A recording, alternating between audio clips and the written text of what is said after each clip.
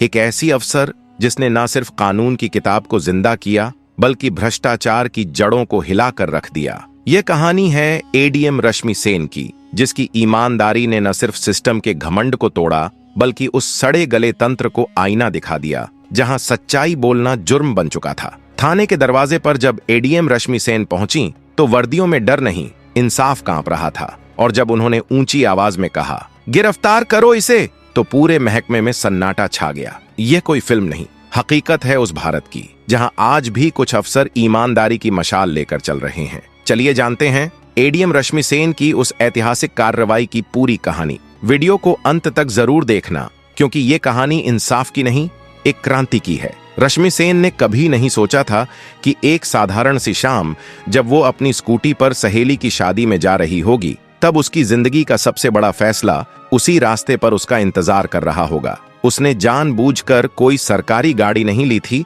न ही कोई सरकारी पहचान जताई थी। वो उस दिन सिर्फ एक आम लड़की की तरह जाना चाहती थी, बिना रौब, बिना ओहदे की पहचान के। शायद ये उसकी सादगी थी या सिस्टम को नजदीक से समझने की एक अनजानी चाह जो उसे सादे कपड़ों में बिल्कुल आम नागरिक की तरह सड़क पर ले आई थी। रास्ते में जब एक पुलिस चौकी नजर आई तो उसका ध्यान भी नहीं गया कि ये वही जगह है जहां सत्ता का सबसे घिनौना चेहरा अक्सर मासूमों को कुचल देता है। जैसे ही चौकी के पास पहुंची, चौकी इंचार्ज बलबीर यादव ने उसे रुकने का इशारा किया।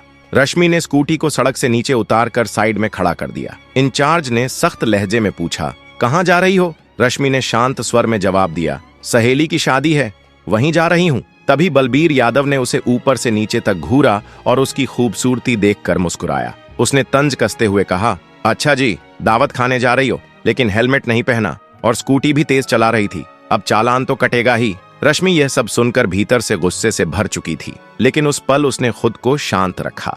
तभी अन्य पुलिस कर्मियों ने बेहूदगी की सारी हदें पार करते हुए उस पर फब्तियां कसनी शुरू कर दी और उनका व्यवहार बेहद आपत्तिजनक और घटिया था। उन्होंने बेहयाई से कहा, अगर आज पैसे कमाने का इरादा हो तो हम कुछ दे सकते हैं। वह पुलिस अफसर जिसने वर्दी तो नहीं पहन रखी थी, लेकिन फर्ज की ताकत उसके भीतर जिंदा थी, सब कुछ देख रही थी और इंतजार कर रही थी सही वक्त का जब वो उन्हें उनके किए की असली सजा दिखा सके। यह सब कुछ रश्मि के लिए अब साफ हो गया था। उसे अंदाजा हो गया कि पुलिस वालों की नीयत अब ठीक नहीं रही और ये सब महज बहाना है। उसने हिम्मत जुटाकर कहा, सर, मैंने कोई कानून नहीं तोड़ा। लेकिन बलबीर यादव ने कर्राट आवाज में जवाब दिया, मैडम, हमें कानून मत सिखाओ, वरना हमें तुम्हें तरीका सिखाना पड़ेगा। उसने पास खड़े सिपाही की ओर देखा और फिर रश्मि की तरफ घूरते हुए बोला, इसे सीधा करना ही पड़ेगा। अचानक ही इंचार्ज ने जोरदार थप्पड़ रश्मि के गाल पर जड़ दिया और बोला, ज्यादा सवाल जवाब कर रही हो, जब पुलिस कुछ कहे तो चुपचाप मान लेना चाहिए। एक पल के लिए रश्मि का सिर झटक गया, लेकिन उसने खुद को संभाल लिया। उसकी आंखों में अब गुस्सा साफ साफ झलक रहा था। बलबीर यादव, जो कि वही इंचार्ज था, मारकर हंसा और अपने साथी से बोला, लगता है अभी भी अकड़ बाकी है। तेरे जैसी न जाने कितनों को सीधा कर चुका हूं मैं, अब इसे अच्छी तरह सिखाना पड़ेगा। इतना कहते ही एक सिपाही आगे बढ़ा और बोला, सर, इसे थाने ले चलते हैं, वहां आराम से खिदमत करेंगे, तब समझ में आएगा कि पुलिस से कैसे बात करनी है। तभी एक सिपाही ने रश्मि का बाजू पकड़कर जोर से झटका दिया और कहा, चल गाड़ी में बैठ। लेकिन रश्मि ने झटके से अपना हाथ छुड़ाया और गुस्से से बोली, खबरदार, मुझे हाथ लगाने की कोशिश मत करना, वरना अंजाम अच्छा नहीं होगा। यह सुनकर बलबीर यादव का पारा और चढ़ गया। उसने अपने सिपाही से कहा, इसका गरूड़ तोड़ के दिखाओ। एक सिपाही आगे बढ़ा और रश्मि के बाल खींचने की कोशिश करने लगा। उसने जबरदस्ती घसीटने की कोशिश की। रश्मि दर्द से कराह उठी, लेकिन अभी तक उसने अपने बारे में कुछ नहीं बताया था। वह देखना चाहती थी कि ये लोग और कितनी नीच हरकतें कर सकते हैं। तभी एक पुलिस वाले ने गुस्से में उसकी स्कूटी पर डंडा मारा और बढ़कर बोला, बड़ी शरीफ बनती है, अब तुझे खिलौना बनाकर खेलेंगे। रश्मि सेन अब अच्छी तरह समझ चुकी थी कि उसके साथ क्या होने वाला है और ये लोग किस हद तक गिर सकते हैं। इंचार्ज बलबीर यादव की आंखों में दहशत थी। उसने जोर से चिल्लाकर कहा, बहुत देखी है तेरे जैसी अकड़ वाली, आज तुझे मजा छकाता हूं। चलो इसे थाने ले चलते हैं, वहां समझाएंगे। एडीएम रश्मि अभी भी खामोश थी। उसने अपनी पहचान जाहिर करने का कोई इरादा नहीं किया। वह देखना चाहती थी कि ये लोग निजाम को कितना बदनाम कर सकते हैं और किस हद तक गिर सकते हैं। थाने में दाखिल होते ही इंचार्ज ने पूरी ताकत से चिल्लाकर कहा, ओए, ये कहाँ गए सब? चाय पानी लगाओ जल्दी, आज स्पेशल माल आया है। रश्मि सेन अब भी खामोश थी, बस थाने की दीवारों को देख रही थी। वह देख रही थी कि किस तरह ये लोग बेगुनाहों के साथ पेश आते हैं, वो लोग जो कभी अपनी आवाज भी नहीं उठा पाते। तभी एक सिपाही बलबीर यादव के पास झुककर कुछ फुसफुसाया। बलबीर हंसते हुए बोला, अरे कुछ नहीं, ना कोई चोरी ना झेबकतरनी, बस अंदर डालकर इसका गुरूर तोड़ना है, और ज्यादा सवाल मत पूछना। रश्मि सेन ये सब कुछ सुन रही थी, लेकिन उसकी आंखें अब भी एक तक टिकी हुई थीं, जैसे वो चाहती हो कि पुलिस वालों की ये गिरावट की कहानी खुद उनके ही मुंह से बाहर निकले। तभी इंचार्ज कुर्सी पर बैठ गया और हाथ में पकड़ा डंडा टेबल पर बजाने लगा। फिर आंखें रश्मि पर गाड़ते हुए बोला, नाम बता, कहाँ रहती है?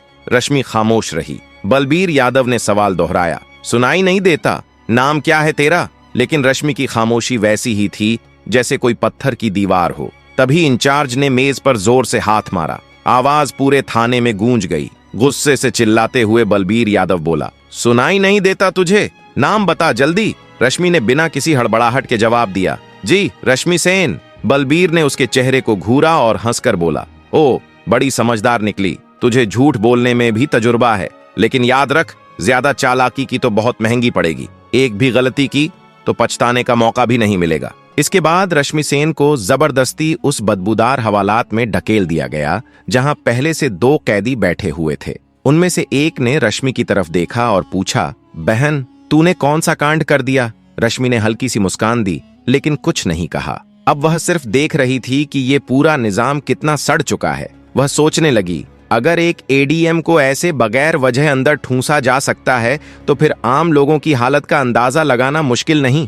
रश्मि कोठरी के कोने में बैठी हर चीज को गौर से देख रही थी, हर बात को सुन रही थी और हर एक पल को समझ रही थी। तभी इंचार्ज बलबीर यादव ने एक झूठी रिपोर्ट बनवाई और हुक्म दिया, इस पर चोरी और ब्लैकमेलिंग का केस लगा दो। एक सिपाही ने हिम्मत करके पूछा, पर सर, बिना सबूत के? बलबीर यादव हंस पड़ा और बोला, इस थाने में सबूत मंगवाए नहीं जाते, बनाए जाते हैं। कुछ देर बाद एक सिपाही आया और रश्मि के कंधे पर जोर से हाथ मारा, लेकिन रश्मि के चेहरे पर डर का नामो निशान नहीं था। बलबीर यादव ने हाथ उठाया ही था कि तभी दरवाजे पर एक कड़क आवाज गूंजी, रुक जाओ। सबने मुड़कर देखा तो दरवाजे पर एसएचओ रणधीर शेखावत खड़ा था, जिसकी शोहरत बाकियों से अलग मानी जाती थी। उसने अंदर नजर दौड़ाई और औरत की हालत देखकर उसके माथे पर लकीरें खिंच गईं। उसने पूछा, ये सब क्या हो रहा है? बलबीर यादव मुस्कुराकर बोला, कुछ नहीं सर, बस एक सड़क छाप औरत हद से ज्यादा दिमाग दिखा रही थी, सबको सिखा रही है। रणधीर शेखावत ने गौर से रश्मि को देखा।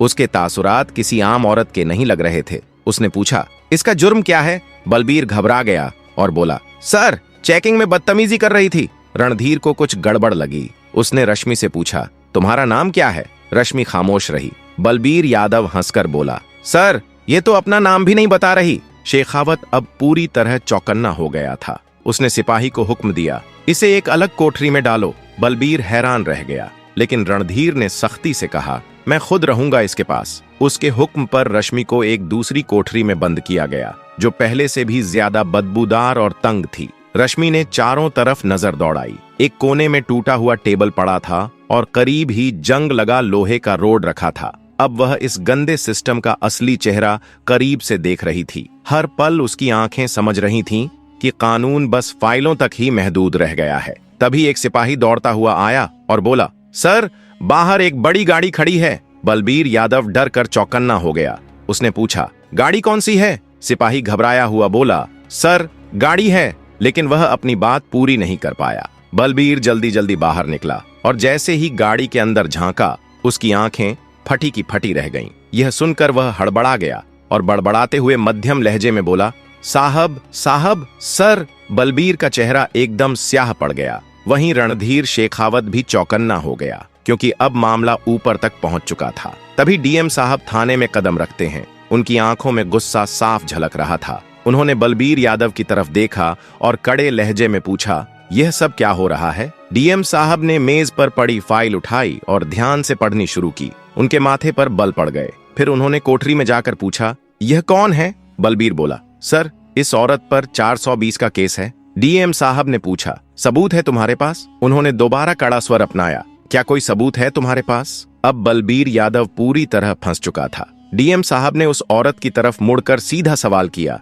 क्या नाम है तुम्हारा? पहली बार उस औरत ने हल्की सी मुस्कान दी और शांत स्वर में बोली, एडीएम रश्मि सेन। पूरे थाने में सन्नाटा छा गया, सबके चेहरे उतर गए। बलबीर यादव के तो हाथ पांव कांपने लगे, बाकी सारे सिपाही भी चौंक कर खड़े हो गए। बलबीर के पैरों तले जमीन खिसक गई। जिसे वह एक आम औरत समझ रहा था, वही अफसर निकली जो पूरे जिले का कानून चला रही थी। यह असल में कोई मामूली औरत नहीं थी, बल्कि वह महिला खुद अतिरिक्त जिला मजिस्ट्रेट एडीएम रश्मि सेन निकली। यह सुनकर बलबीर यादव को सब याद आने लगा कि कैसे उसने उसी महिला पर हाथ उठाया था। जैसे ही यह बात सबके सामने आई, पूरे थाने में हड़कंप मच गया। सभी सिपाही सन्न रह गए। डीएम साहिबा ने तीखी नजरों से बलबीर यादव की तरफ देखा और गुस्से में बोली, बलबीर यादव, तेरी इतनी हिम्मत कैसे हुई? तू एक सीनियर अफसर पर झूठा इल्जाम लगाने की कोशिश कर रहा था। फिर उन्होंने तीखे स्वर में कहा, तू अब नौकरी से गया, तेरी सस्पेंशन पक्की है और तेरे खिलाफ अब मुकदमा भी चलेगा। ये सुनते ही बलबीर के होश उड़ गए। बाकी पुलिस वालों ने भी उसे घूरना शुरू कर दिया। एसएचओ रणधीर शेखावत ने तुरंत आदेश दिया, हवलदार साहब, इसे पकड़ो और हवालात में डाल दो। लेकिन तभी बलबीर यादव ने अपनी जेब से एक मुड़ा तोड़ा कागज निकाला और मुस्कुराते हुए बोला, रुकिए मैडम, यह देख लें पहले, फिर जो करना हो कर लीजिए। उसने वह कागज डीएम के सामने बढ़ा दिया। रश्मि सेन और अन्य अफसरों ने फौरन उसकी तरफ देखा। बलबीर ने कहा, यह रहा मेरा ट्रांसफर ऑर्डर। मेरा तबादला 3 दिन पहले ही हो चुका है। अब आप चाहे जितना भी गुस्सा करें, मुझे नौकरी से नहीं निकाल सकती। पूरा थाना फिर से सुनसान हो गया। रणधीर शेखावत ने कंप्यूटर में रिकॉर्ड चेक किया और सिर उठाकर बोला, सर, यह तो असली है, लेकिन इसने अभी तक नए दारोगा को चार्ज नहीं सौंपा। यानी अभी तक यही यहाँ का असली दारोगा बना बैठा है और सारी बदमाशियां इसी के द्वार में की गई हैं। अब तो कोई भी इसे नहीं बचा सकता। रश्मि सेन ने उसकी आंखों में आंखें डालकर कहा, अब तेरा नया ठिकाना वहीं होगा जहां तू दूसरों को डालता था। सिपाहियों, इसे पकड़ो और ले जाओ अंदर। डीएम ने भी सिर हिलाकर इशारा कर दिया। जैसे ही 2 सिपाही उसे पकड़ने आगे बढ़े, बलबीर ने फिर चाल चली और बोला, रुकिए मैडम, मैं अकेला नहीं हूं। क्या आपको लगता है कि पूरी गलती मेरी ही है? फिर उसने थाने के बाकी पुलिस वालों की तरफ इशारा करते हुए कहा, यह सब मेरे साथ हैं, ऊपर तक सब जुड़े हुए हैं। कुछ पुलिस वालों के चेहरों का रंग उड़ गया। एसएचओ रणधीर शेखावत ने माहौल भांपते हुए एक एक को घूरना शुरू कर दिया। रश्मि सेन ने डीएम की तरफ देखा और बोली, अब यह पूरा थाना ही साफ करना पड़ेगा, कोई नहीं बचेगा। डीएम ने भी सख्त लहजे में कहा, जो हुक्म, अब एक एक का हिसाब लिया जाएगा।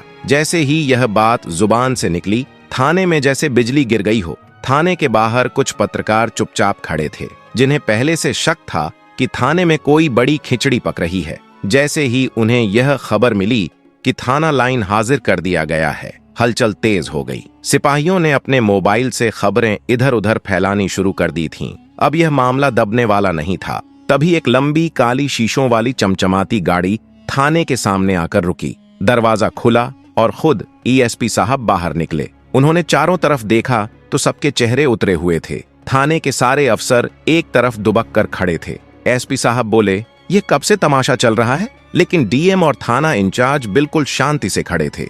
एडीएम रश्मि सेन ने सीधा एसपी की आंखों में आंखें डालकर कहा, क्या आपको लगता है कि आप बच जाएंगे? एसएचओ रणधीर शेखावत ने झट से एक फाइल निकाली और रश्मि सेन को पकड़ा दी। वह फाइल सीधा एसपी साहब के सारे काले धंधों की पोल खोल रही थी। रश्मि सेन ने वह फाइल एसपी साहब की तरफ बढ़ाई और बोली, लो देखो, इसमें तुम्हारे सारे करतूत भरे पड़े हैं। एसपी साहब के माथे से पसीना टपकने लगा। यह सब कुछ बहुत तेजी से हुआ। डीएम साहब ने बिना देर किए ऊंची आवाज में हुक्म दिया, पकड़ो इसे और अभी के अभी गिरफ्तार करो। पूरा थाना सन्नाटे में डूब गया। इतने बड़े अफसर को किसी ने पहली बार यूं ललकारा था। जैसे ही एसपी की गिरफ्तारी हुई, पूरे जिले में तूफान मच गया। मामला अब ऊपर तक पहुंच चुका था। सीएम तक बात पहुंची और वहीं से सीधा हुक्म आया, जिले में जितने भी अफसरों ने मिलकर गड़बड़ी की है, उन सबको पकड़कर अंदर डालो। अगले ही 2 दिन में पूरे जिले से 40 से ज्यादा पुलिस अफसर, 10 से ज्यादा बड़े अधिकारी और गिनती भर के सियासतदान गिरफ्तार कर लिए गए। पूरे शिवपुर जिले की हवा बदल गई थी। अब चारों तरफ बस एक ही चर्चा थी, एडीएम रश्मि सेन की ईमानदारी और हिम्मत, जिसने पूरे सड़े गले सिस्टम को हिलाकर रख दिया। अब इंतजामिया में एक नई रफ्तार थी, एक नई सोच थी और सबसे बढ़कर एक डर था कि अब कोई भी गलती कर बच नहीं पाएगा। रश्मि सेन का काम अब पूरा हो चुका था। उसने दिखा दिया कि अगर इरादा साफ हो तो पूरा का पूरा मुल्क भी सुधर सकता है। तो दोस्तों, अगर यह कहानी पसंद आई हो तो वीडियो को लाइक करें, चैनल को सब्सक्राइब करें और बेल आइकन का बटन भी दबा दें। शुक्रिया।